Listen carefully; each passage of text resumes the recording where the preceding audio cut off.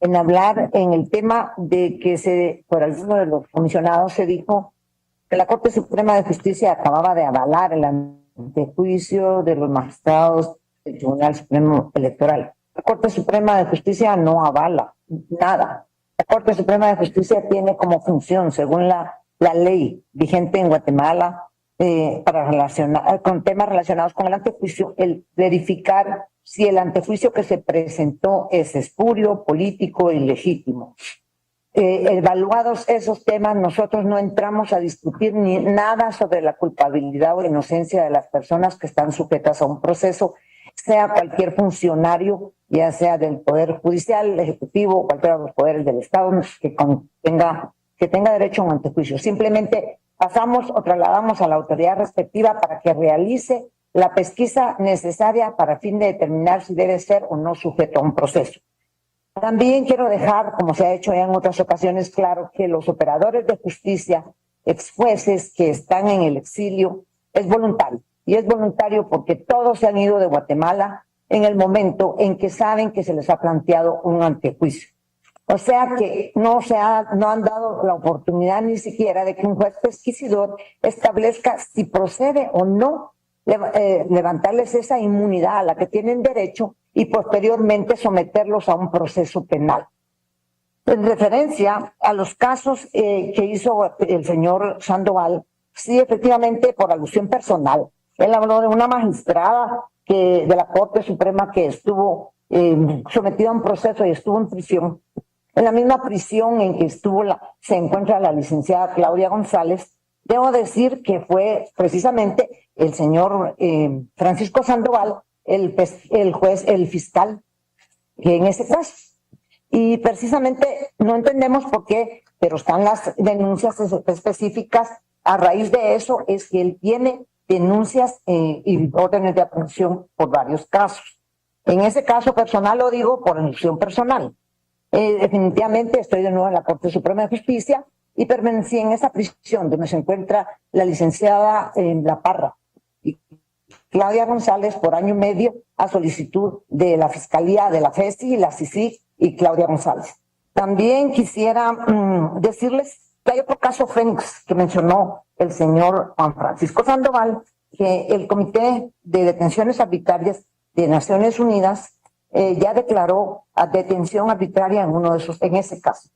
También en ese caso tengo conocimiento de que hay una orden de aprehensión girada contra los operadores de justicia que participaron en el mismo.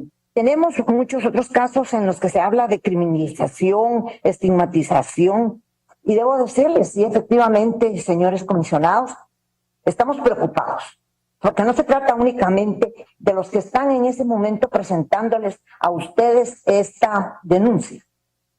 Estamos hablando en el tema de lo que es las redes sociales, la estigmatización, la criminalización. Sí, efectivamente, no solo los que están ahí necesitan la protección y de parte de la Comisión. Se necesita para los operadores de justicia que están aquí cumpliendo con una función tan difícil y que al igual que los que están ahí presentando sus denuncias, están aquí recibiendo acoso constantemente por medio de redes sociales, de medios de comunicación y de gente que está a través de los netcenteros haciendo constantemente, todos los días, y eso se puede comprobar, haciendo señalamientos y criminalizando tanto a magistrados de Corte Suprema de Justicia como a magistrados de sala, jueces y defensores de las causas que tienen que llevarse en los tribunales contra personas que están acusadas de delitos de lesa humanidad y ese tipo de cosas. Entonces yo considero, señores comisionados, que es poco el tiempo para poderles dar un detalle realmente como ustedes lo piden, pero sí sería importante que la figura del relator que llegue a venir aquí a Guatemala pero que no únicamente se reúna con las personas con las que lo hacen. Yo he tenido la oportunidad de trabajar con ustedes en el Sistema Interamericano de Derechos Humanos y conozco cuál es la agenda que se utiliza. Quiero que vengan y que hablen con los operadores de justicia sin señalar a quienes que están en sus cargos, sino que lo hagan de manera así, vengan a Guatemala y exijan hablar con la gente que no se la van a poner enfrente, sino que ustedes la van a ir a buscar a los organismos de Estado. También quisiera presentar en el caso de las posibles vejámenes que se pueden sufrir en las cárceles. Existe en Guatemala una cárcel que precisamente se construyó en la época en que estuvo la CICIG funcionando en Guatemala y la FESI, porque hubo muchas detenciones de fiscales, jueces, que tuvieron que ir a prisión.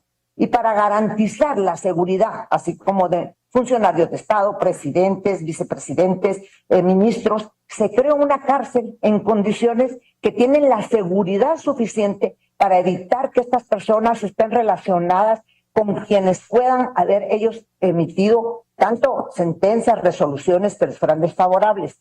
Y eso se los digo porque soy víctima de esta situación. Estuve en la cárcel donde está la licenciada Claudia González y la licenciada La Parra, y efectivamente no es lo mismo que las otras cárceles.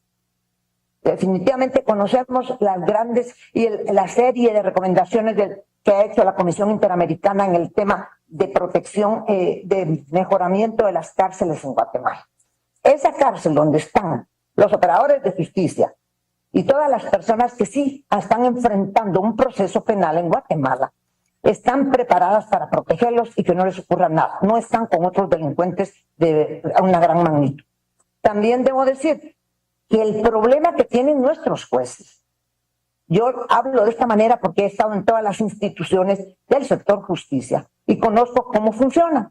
El problema que se da es que muchas veces no se puede dar una medida sustitutiva porque existe peligro de fuga, obstaculización de la investigación, obstrucción a la justicia, y eso lo saben los señores que están presentando esta denuncia. He trabajado con muchos de ellos y conocemos a profundidad este tema y hemos tratado de resolverlo, hemos emitido una serie de recomendaciones. Por eso en la carrera judicial existe ahora un consejo fortalecido para que primariamente puedan ir denuncias que existan contra jueces y magistrados, y posteriormente se pueden iniciar también investigaciones por el Ministerio Público y la solicitud de los antejuicios. En cuanto a las reservas de los casos, esta modalidad es una lección aprendida de CICIG y de la FESI. Más o menos empezó a funcionar este sistema en el año 2010, cuando en 2007 se aprobó, se entró en vigencia el convenio con CICIG. Y esas son las razones por las que efectivamente pues existe en Guatemala esa facultad de los jueces en la ley de mantener en reserva un caso.